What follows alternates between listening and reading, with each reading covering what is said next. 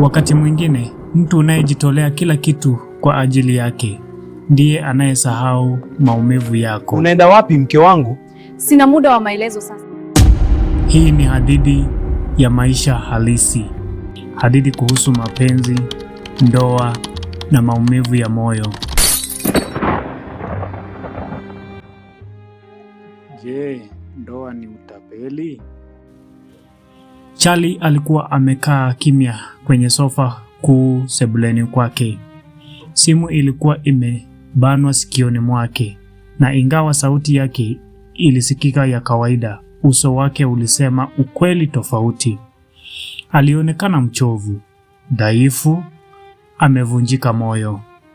Pakiti tupu za dawa zilikuwa zimetapakaa mezani pembeni yake, ushahidi wa vita vya kimya alivyokuwa akipigana peke yake. Alikamata simu taratibu. Ndio, nitakuwa sawa, alinong'ona, lakini moyoni alijua hakuwa sawa. Ghafla, mlango wa chumba cha kulala ukafunguka. Lee akaingia sebuleni akiwa amevaa vizuri, ameshika mkoba wake. Alionekana tayari kuondoka, mwenye kujiamini, asiyejali, kana kwamba hakuna tatizo lolote. Unaenda wapi mke wangu?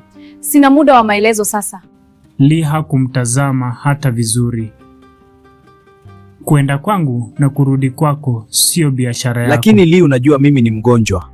Najua Charlie, lakini siwezi kukaa.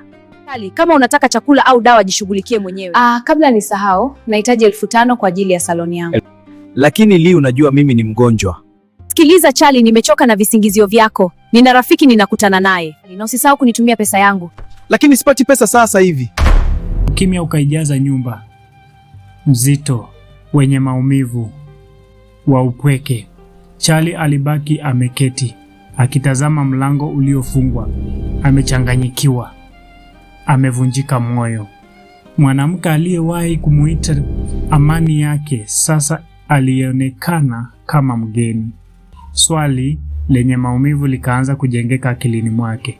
Je, ndoa kweli ni baraka au ilikuwa kosa kubwa zaidi la maisha yake?